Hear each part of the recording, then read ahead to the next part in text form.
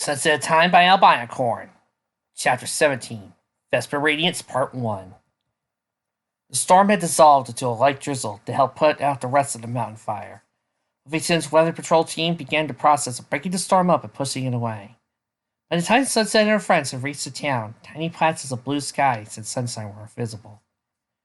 Twilight was bombarded with questions about what had happened and whether or not Vesper had been dealt with.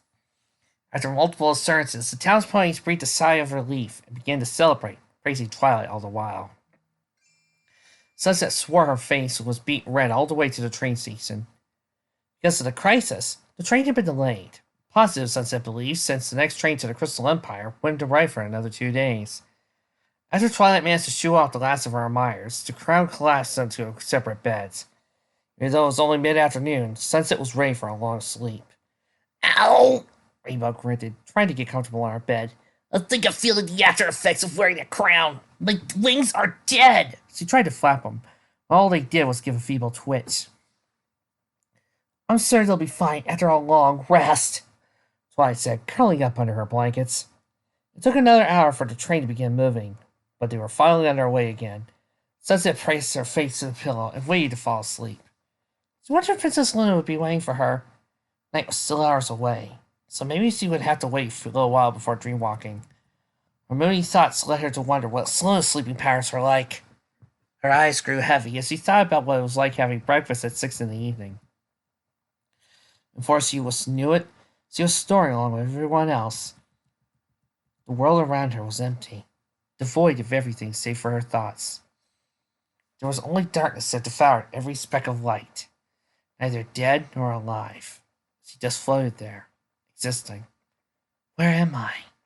Gravity curled its fingers around her and dragged her into the abyss. Darkness churned around her before it lightened to gray, then it became white. It felt warm in comparison to the inky black she had just fallen out of. Oh, sunset! As her host touched the invisible ground, the white around her materialized into a small room, where an even smaller filly sat reading on her bed. Standing in the doorway was an older mare, with a serene yet concerned smile. Smiles. The mare named Smiles flickered in and out of existence. Before her, an image doubled, and one of them changed completely.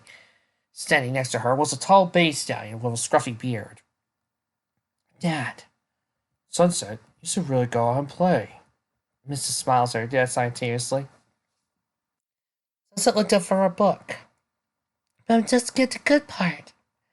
Her voice echoed like there was two of her. Yes, she remembered that time.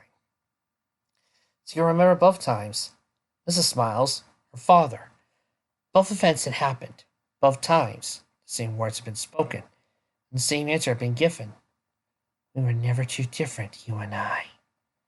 The room dissipated into white fog before a regal hall took its place, polishing the marble and large open windows. A square of light, Celestia and Sunset stood with a pot of soil between them. Sunset's eyes began to glow, and a blue aura surrounded the pot. A sprout popped out of the soil, rapidly matured. Vines and flowers filled the halls and grew out of the windows. When Sunset had finished, the entire room resembled an indoor garden. Celestia stomped her hooves against the leaf-covered ground in approval. Bravo, Sunset. Very well done. It was Celestia saying the words, but it was Twilight's voice that escaped her throat. The scene shifted until only the vine's placement had changed, and Twilight took Celestia's face.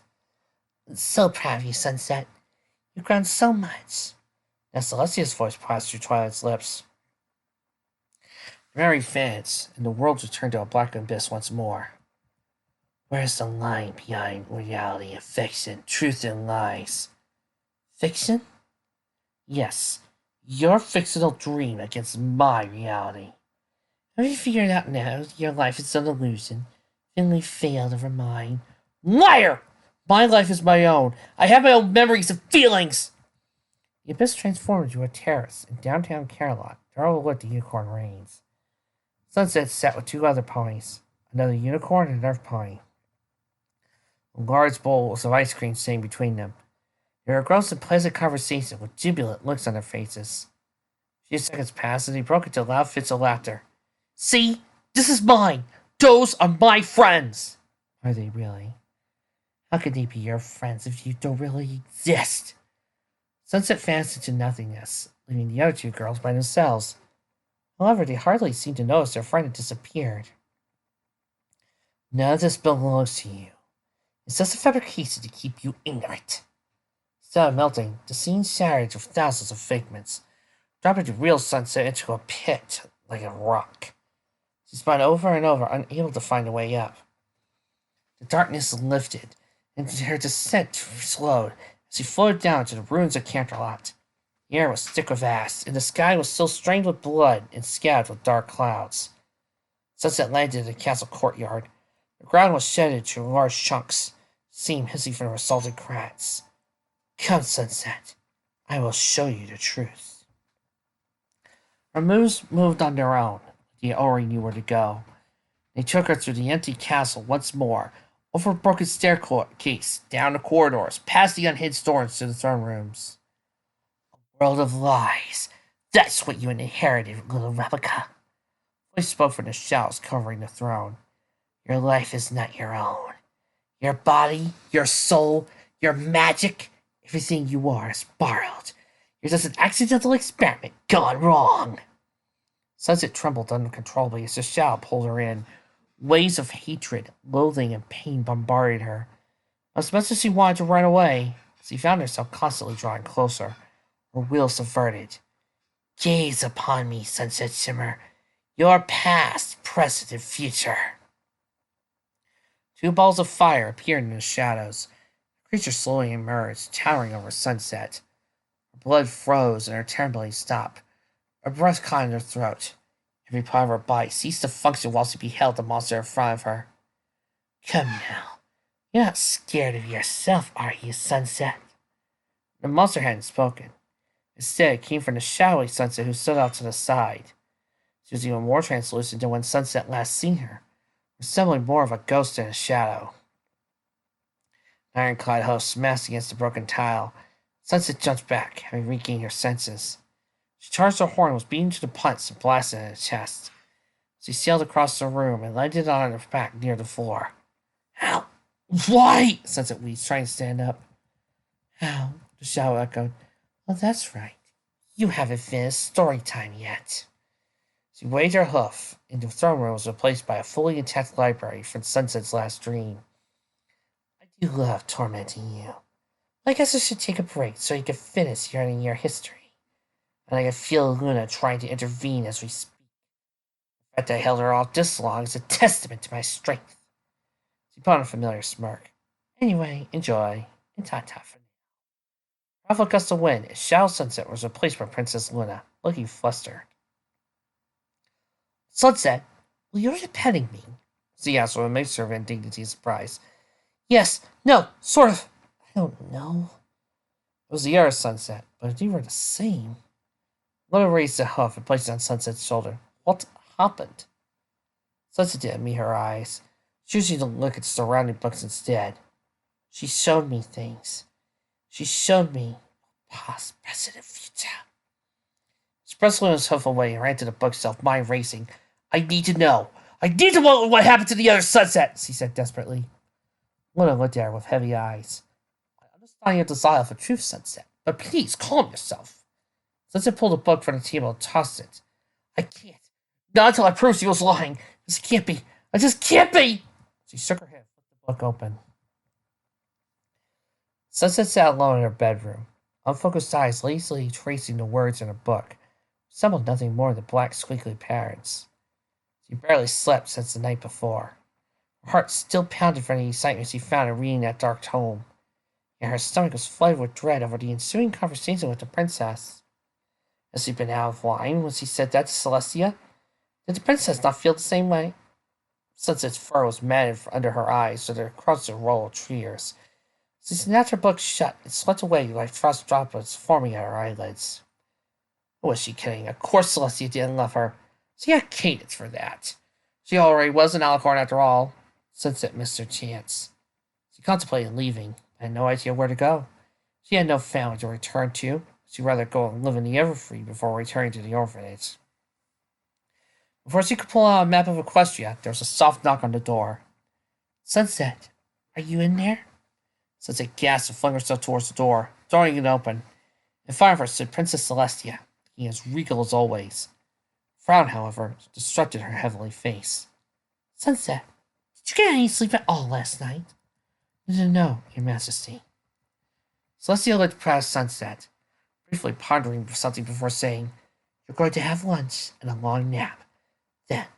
But first, I think we need to talk. She gestured with a wing. Sunset stayed within her shadow the entire walk. Up and up they climbed through the castle, and they reached one of the highest balconies. Sunset recognized the place. She and Celestia had shared a few lessons here together. The sun was close to its apex in the cerulean sky. Below, the distant sounds of candlelight could be heard. Laughing foals, bickering nobles, gossiping mayors. Everything seemed very surreal to Sunset right then. Her body felt light, weighed down only by her heavy heart. She sat down next to Celestia and they overlooked the unicorn range together. Sunset, Celestia began softly, her eyes on the horizon. Do you remember the day we first met? Sunset nodded. The sword decided today would be a good day to stop working. On that day, I thought I found a bright young filly who was exceptionally gifted with magic. But I was mistaken. Sunset's heart stopped. She turned to look up at Celestia. Found majestic purple eyes looking back at her, brimming with tears. I found so much more than an apprentice. Life flooded into Sunset for what felt like the first time. She breathed in an air of relief, restoring function to the rest of her body. Really? She said, her voice croaking. Celestia dipped her head. You showed such great promise from your studies that I meant to take you on as my apprentice, to guide you further than normal schooling could. Where exactly it will lead you, even I don't know at the time. But then your key mark appeared and I began to think. Think what, princess? Sunset continued to read Celestia's eyes, so she might as well have been trying to decipher ancient runes without a reference for all she gleaned. I began to think that maybe destiny had a far greater plan for you than just being my apprentice. Celestia looked over at the unicorn reins, her gaze lost in time. Sunset, do you know why I ruled over Millennium? No, princess. It's because while many desire it, I found no pony suitable to take my place. I've waited countless years to find a pony who could rule in my stead. You would have to be brave, wise, strong, compassionate, fair. You have many of these traits, Sunset. But most of all, you have the affinity for magic I have seen since Starsword himself. Sunset's heart pulsed, blood rushed through her veins. Princess, are you saying? I told you before you had potential to become a princess. It was at this very spot, I'm not mistaken. Celestia looked back at Sunset. And I meant it. Indeed, Sunset. I want you to become my equal, and then my successor. Sunset was breathless. The range of emotions she had undergone in the past 10 minutes was starting to take a toll on her. Still, she couldn't believe what she was hearing. Always dreamed it would come to this, but to hear it with her own ears. Celestia regarded Sunset with a cautionary eye. I will not lie to you, Sunset. It is a long and arduous road, and it will take time.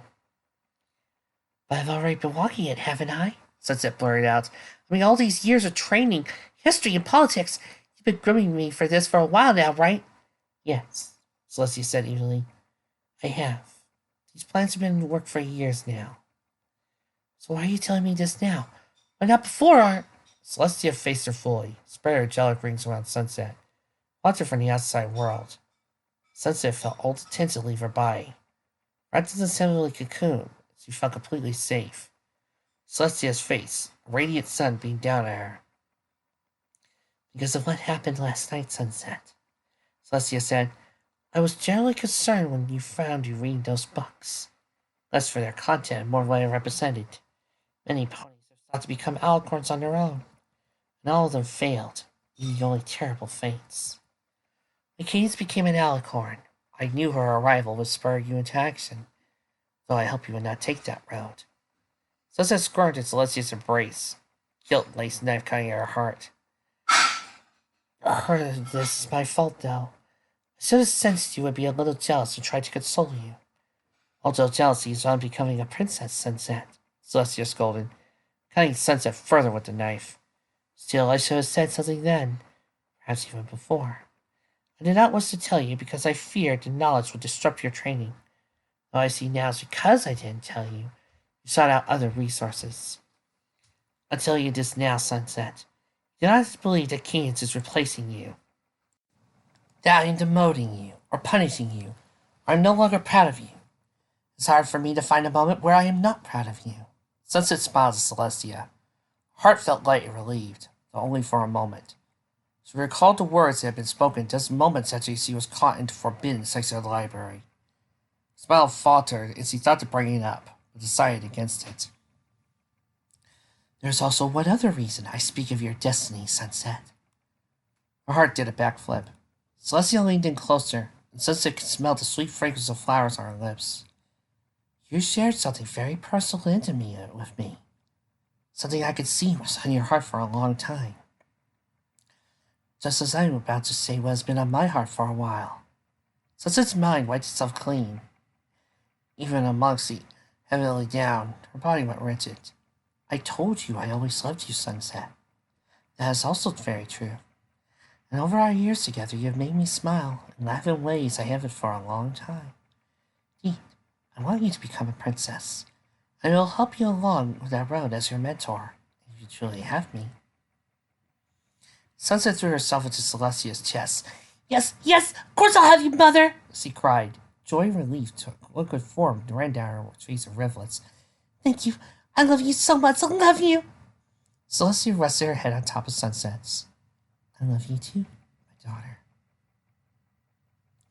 Sunset snapped the book shut and hastily pulled out another one. She could not stop to think. Questions battered her relentlessly against her mind. Could not wait until the end. Behind her, Luna opened her mouth to speak, but Sunset held up hopes to stop her. Not yet. Hello, cousin. Sunset sauntered up to Keynes with a complacent figure. Lovely day, isn't it? I suppose we have Mother to thank for that. Keynes had positioned herself under a shady cherry blossom, a book floating in her light blue telekinesis. Sunset hated to admit it, but Keynes had gotten a little better at magic. Still, she was nothing compared to the air or the sun. Good afternoon, Sunset, Keynes said civilly. She looked up from her book and smiled, though it didn't quite make it to her eyes. I was just about to get some tea. Do you care to join me? No, Sunset said plainly. The same response she always gave Keynes. I'm only here because Mother asked me to come find you. It's your turn for training. Words dripped from her mouth, bitter and vile, both in taste and delivery. She's waiting in the library. Sunset turned tail, not letting Keynes respond.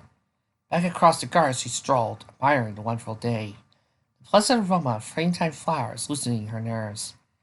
She had been having such a nice practice session with her mother.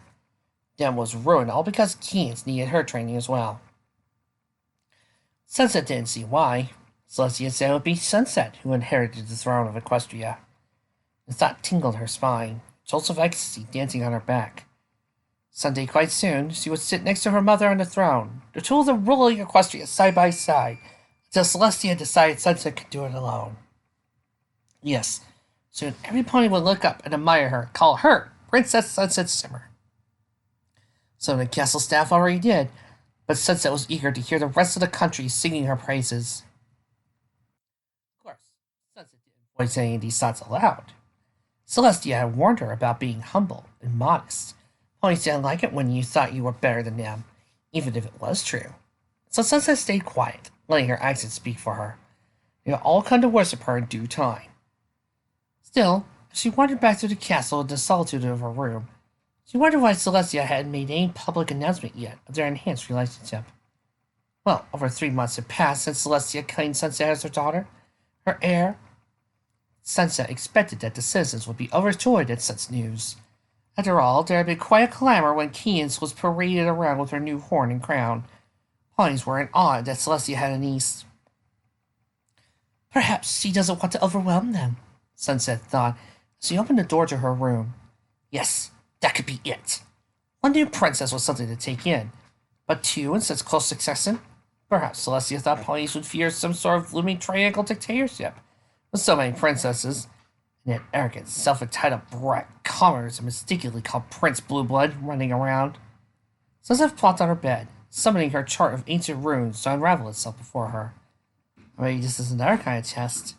Mother wants me to become an alicorn before showing me out to the world. It could very well be another reason.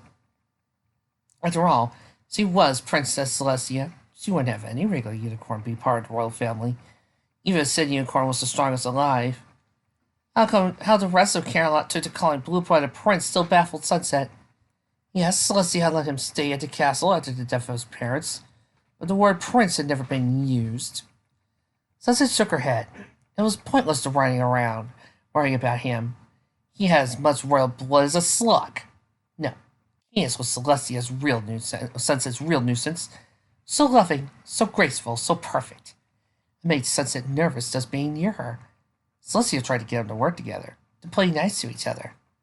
Well, Cadence had been willing. Sunset had exhausted all of her tries, yet already, finding Cadence to be just like the rest of the ponies she tried to make friends with over the long years, annoying and hopelessly beneath her. The word friend stained Sunset's tongue with an unpleasant taste. Even after adopting her, Celestia continued to push for her to make friends. It baffled and annoyed Sunset, as she made it clear she only needed Celestia. Sunset had outright told her so. She hated trying to make friends with other ponies. Relationships with them were pointless in the long run. Of course, that was something Celestia praised Cadence for, her ability to make friends with any pony and spread love and happiness wherever she wanted. Sunset's horn sparked dangerously, threatening to ignite her paper. Thought Cadence stealing time away from Celestia made her blood boil. I'm Mother's favorite. Why doesn't Cadence get her own private tutor? Angry thoughts chased each other in circles around Sunset's head. Celestia had called Sunset her daughter. Why didn't she feel like family? Because of your own jealousy and your own little bits of inferiority complex? Sunset stood with Celestia in an unfamiliar room. It was quite dusty, like no one had been inside for years. It was also practically empty, with only a few moth-eaten chairs, crates covered with old rotting tarp, a large oil painting hanging in the back wall. The painting depicted Equestria at night, a spectacle of stars hanging in the dark blue background. A large, pale moon shone down on the balcony where an alicorn stood. She was as dark as the sky, with a crescent moon key mark and a somber expression. Sunset stood half behind Celestia, did her best to stand tall, despite the nervous fluttering in her stomach. She waited as Celestia stared at the portrait with an unreadable expression. So, a practical lesson, Celestia said at last. Her voice was not harsh, but Sunset heard loud and clear the level of disappointment. Switching from one hoof to another, Sunset said, I thought it would be best if I gave her a hooves-on approach. Celestia slowly rounded on her, eyes solicitous. Sunset, all I asked was that you give Cadence a minor lesson in defensive spells. Celestia said, now more enraged than anything. I did, Sunset said mightily. I taught her how to cast a shield. Not my fault they weren't very good. And I didn't even hit her that hard. Sunset had desperately wanted to go all out, but knew it would only lead her to trouble. She was content, however, with the few bruises Cadence had acquired before Celestia checked in on him. Celestia removed a hoof from one of her hoof guards and rolled it on her temple. She opened her mouth to say something else, but closed it, along with her eyes. Sunset sighed and took initiative. I'm sorry, Mother. I shouldn't have treated Cadence like that. It was wrong of me. I guess I couldn't help showing off a little. And Celestia even heard the apology, she didn't show it. She slipped her hoof guard back on and gestured to the painting behind her. Sunset, do you know the Legend of the Mare of the Moon? Yes. Of course. Every pony knows that story. A mare named Nightmare Moon tried to throw the land into eternal darkness. She wanted the ponies to appreciate her night more. Very stupid if you ask me. Other than stargazing, there isn't much else to do at night, and the world would freeze to death. Celestia took a sharp inhale of breath and released it slowly. There's more to that story than just that, Sunset. Sunset looked from the painting to Celestia. Wait, you mean it really happened? Yes. I had a sister who ruled beside me long ago. I raised the sun while she raised the moon. A fog obscured Celestia's eyes as she hid her face from Sunset. I always believed us as equals, but our subjects raised me on a higher pedestal than her. She felt no pony cared about her nights or stars she cracked in the sky. At times she became jealous, resentful, even hateful, not just towards her ponies, but to me. Sunset stepped closer to her mother and brushed up against her side. I'm so sorry, She meant it too. She knew it was like not to be liked by her own family, though perhaps not in the way Celestia had. Eventually, she was consumed by her hatred, transformed into Nightmare Moon. Celestia paused, wiping a tear from her eye before continuing in a weighted force. I was forced to use the strongest magic known to humankind against her. Seal her away in the moon. So, that face in the moon really is the mark of imprisonment, yes. They both looked on in silence at the portrait of the lost princess. Felt a sunset that the teal contained a lesson, and Sunset couldn't see it. So what was her name? Luna. Word rolled off Celestia's tongue like a gentle caress. Sunset felt a twinge of annoyance at hearing the name spoken like that. Celestia had never spoken her name that way.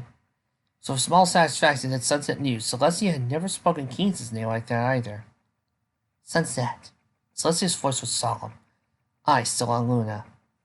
She became what she did because she felt no pony left her. She filled that hole in her heart with jealousy and envy. Sunset raised her chin. Are you implying I'm jealous of kids? Because I'm not.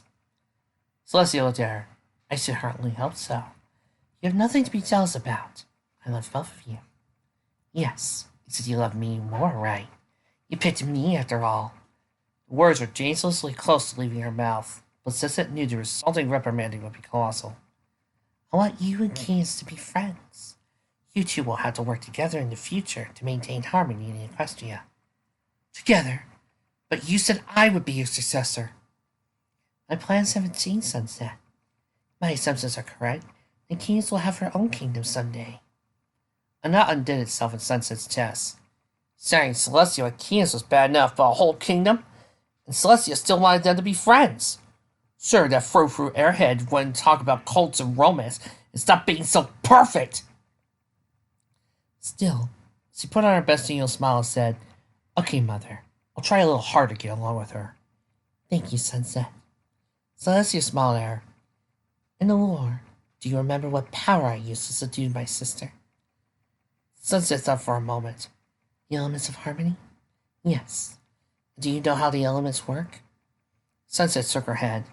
There are 6 of them. Together they represent the strongest virtues of friendship, and the magic that unites them together. There was a look in her eye, a critical look Sunset knew all too well. Mother, what? No seal lasts forever, Sunset. And the 1000th anniversary of her imprisonment is only a decade away. And it may sound like a long time to you, with all the waiting I've done. She cast one wistful glance at Luna's painting. Feels but a few hours away. I believe the elements can free my sister from her madness. You just need the right ponies to wield them. Celestia turned and left the room, her eyes passing over Sunset as he exited. Sunset continued to stand there long after her mother had left. Words and emotions tickling themselves up in her heart. Is he just using me? Nonsense, Mother would never do something like that. The way she said Luna's name and looked at the picture. What if I'm just a stand-in until she gets back? No, Celestia is a better pony than that. She promised me the throne. I am the sole inheritor of Equestria. She just wants her sister back, that's all. Why, though? Aren't I good enough for her? Sunset paced back and forth in her room, her mind a hornet's nest. Ideas buzzed angrily and stung her relentlessly, while she tried to decipher the hidden context of Celestia's words. She had mentioned the elements of harmony. Trinket said Sunset had discounted its myths. She had hinted, no, might as well already said that Sunset was to wield one of them. Was that her final test? Wield the element of magic and defeat Nightmare Moon? Was that what Celestia had been waiting for? Over the past several months, whenever Sunset had brought up her ascension or princesshood, Celestia would steer the conversation with a simple, when you are ready. Sunset came to a halt in the middle of her room. She was ready. She had been ready. She knew all about politics and history. Her magic was suppressed only by her mother. Yet she was supposed to wait 10 years before she could be a crowned princess? No! I can't wait that long! Even if it is a test, 10 years is too long to wait. Mother might try and reconsider. She might. Sunset shook her head. Stop being paranoid, Sunset. Mother isn't going to replace you. Isn't she, though? I mean, look at Cadence and all the time he's been together now. Look at what my last test is supposed to be. Rescuing her sister! Both of them clearly take Celestia's priority. I mean, Neither of them had to ask to be related to her. She just accepted us as family. But me, I was the one who told her I wanted to be family! A stray piece of her mane broke the normally perfect uniformity of her crimson and gold locks. But she still accepted me. I'm her daughter. She said so herself. She won't replace me. She loves me. Why doesn't she parade me around like Cadence? Why doesn't she want me to ascend? Making me wait 10 years. It's like she wants to see if I'll mess up. Another hair struck up. Why does he keep pushing me aside to make friends? I told her what I think of them. They're pointless! Does she not want me by her side?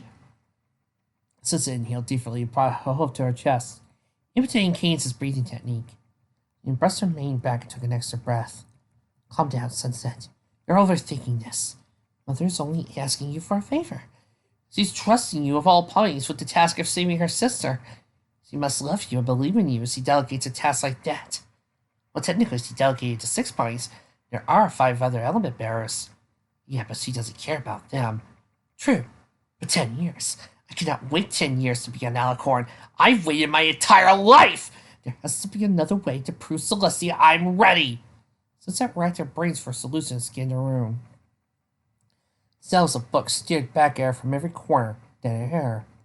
Dark tomes. I never finished reading them. She whispered. She shuddered with excitement. That was still the last branch of magic she hadn't mastered. She could fully understand the nature of magic like Cadence did with love, then she would have said that was the last step she needed. Her euphoria quickly evaporated. At her last attempt, Celestia put up new wards around the restricted section door. Her curiosity one day, Sunset scanned it, only to find the spells around it were undetectable. She raised the hoof and stopped it against the carpet. There could virtually be anything guarding that door now. I need to get in there. I need to learn everything!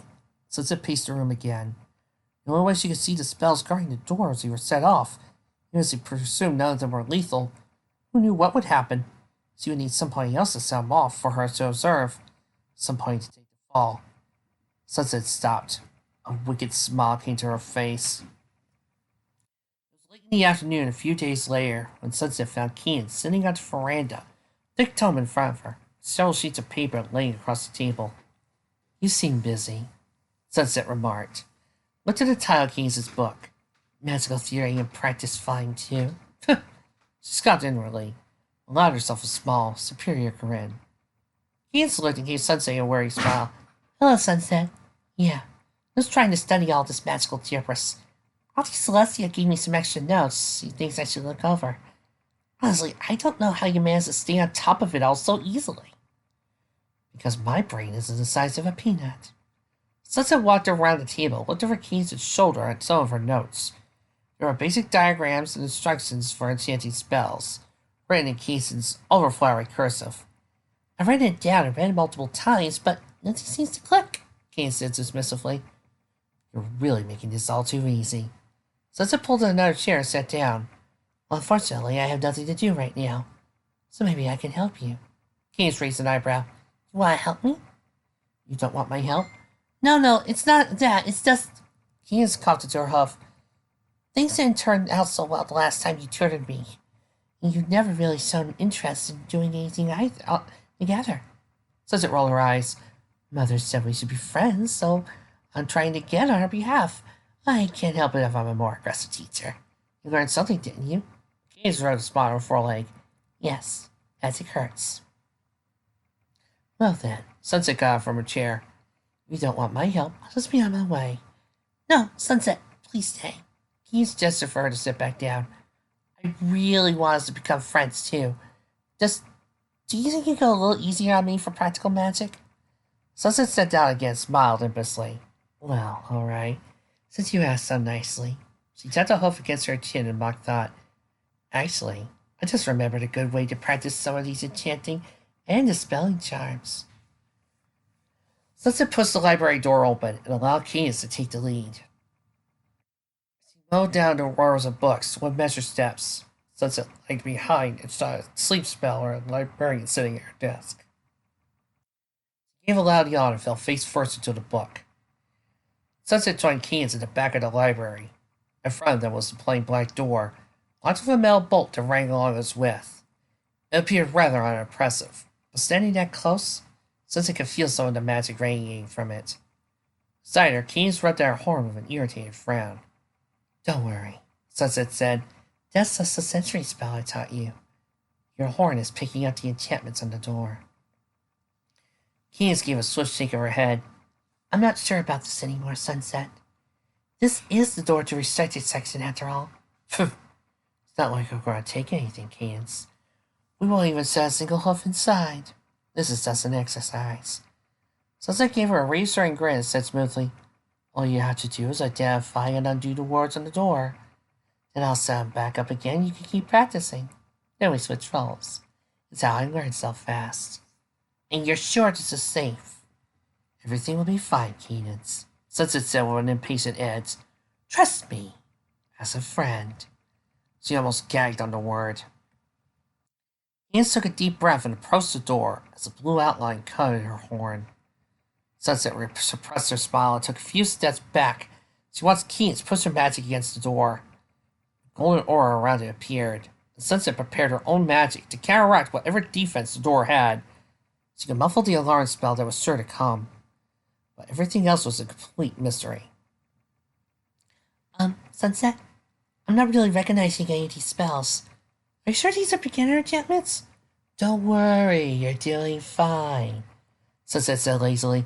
Just relax and concentrate. She probed the newly exposed magic, being careful not to set anything off, while Cadence helplessly picked away at it. So far, it seemed to be a knot of advanced level spells woven tightly together.